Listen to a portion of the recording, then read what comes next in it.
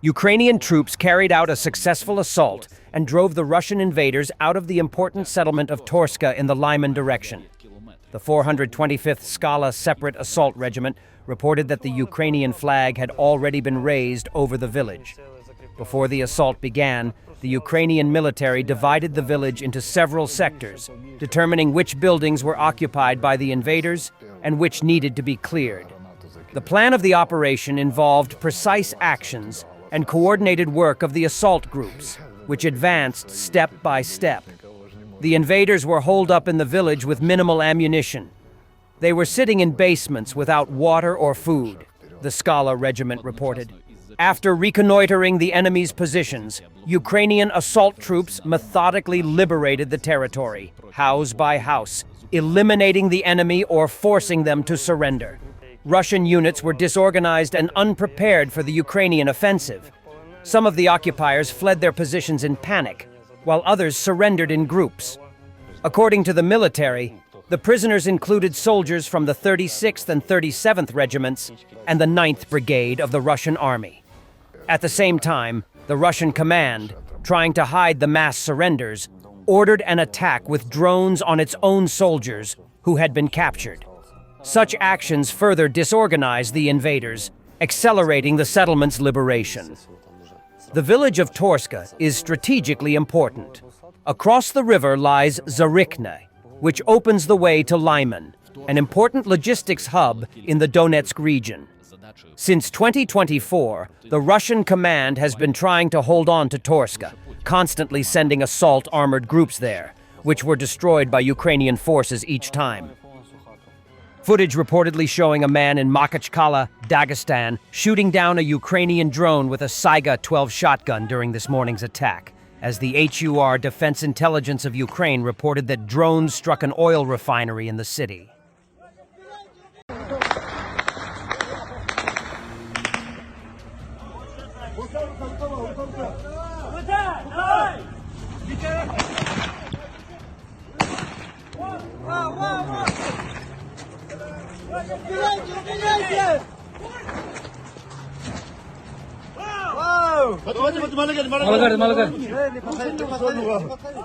In another vodka-fueled anger, Dmitry Medvedev is back with another rant, this time claiming Trump's cancellation of the Budapest summit and new U.S. sanctions are acts of war against Russia. He accuses Trump of joining crazy Europe and says this is now his war, not Biden's. Ends by calling for more strikes, not talks. Cancellation of Trump's summit in Budapest. New sanctions against our country from the United States. What next? Will there be new weapons besides the notorious tomahawks? If any of the numerous commentators still had illusions, now you get it.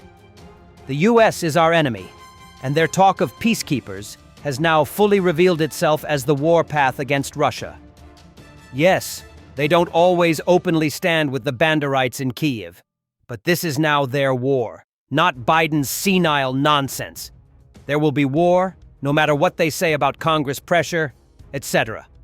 This is the main point. The decisions being made, these are acts of war against Russia. And the Trump administration is now fully in solidarity with Mad Europe. But there is an obvious benefit in this new swing of Trump's policy. You can destroy the Banderite scum with all kinds of weapons without looking back at unnecessary negotiations, and to achieve victory exactly where it is possible. The West has once again shown, weapons decide everything. The enemy must be destroyed and not engaged in senseless deals. White House Levitt. Trump wants more than words from Putin. He wants results. She added Trump is driven by his Middle East peace deal and is focused on ending the war in Ukraine. A meeting with Putin is still on the table, but only if it delivers real outcomes. Exactly led to President Trump not believing after his call on Thursday, where he said he did think he wanted peace and wanted a peace deal, to believing that Russia's were not. Again, the president wants to see action, not just talk. And I think the president is extremely motivated by the success of his peace deal in the Middle East to get things done. And he wants this war to come to an end. He's been saying it now for 9 months being in office, and he's grown increasingly frustrated with the lack of progress from both sides of this war. Mary. This story is dedicated to Tucker Carlson and his paid propaganda about the alleged wonderful life in Russia and bright and modern Russian cities. A Russian city is literally drowning in human waste due to the failure of its sewage system. It's worn out but hasn't been replaced or repaired due to a lack of funding. It's a vivid illustration of the costs imposed by Russia's money being redirected to the war in Ukraine. Balakna is an historic city of around 51,000 people, founded in 1474 on the banks of the Volga River about 32 kilometers, 20 miles, north of Nizhny Novgorod. However, its underfunded sewage system has collapsed, with the result that the city is literally flooded with shit. Balakna native Alexander Kartovic, a Russian war blogger, has been highlighting the city's problems in a series of posts on Telegram. He says that the pumps aren't working, everything's broken, it's a complete and utter disaster. The city had problems with sewage in 2024, but things have got much worse due to a combination of corruption and neglect.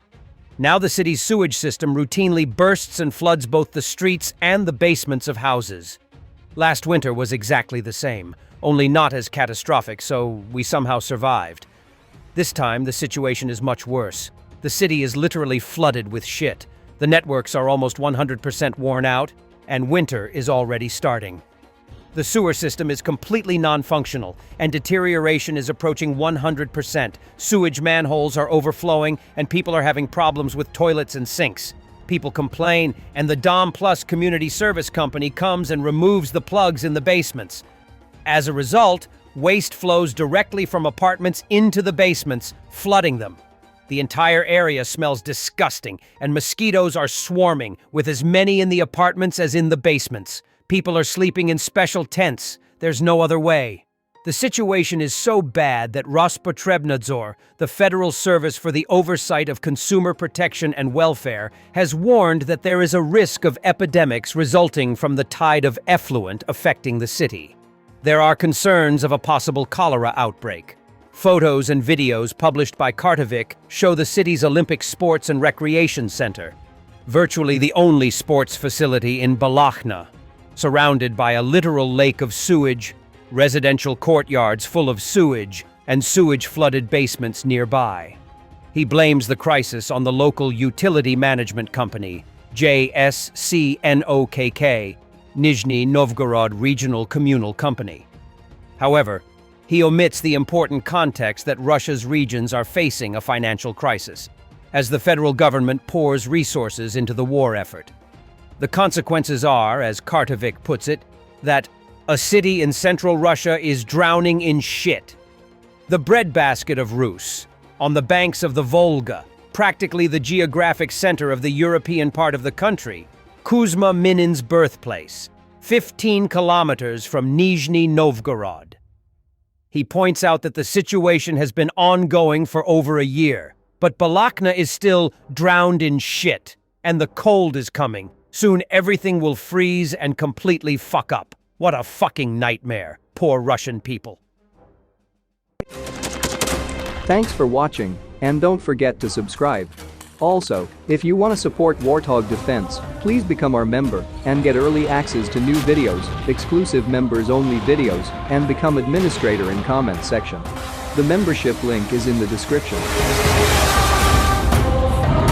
Rescues every day. We had a guy last week at 6 rescues in 6 days. You know, he's doing the job every day.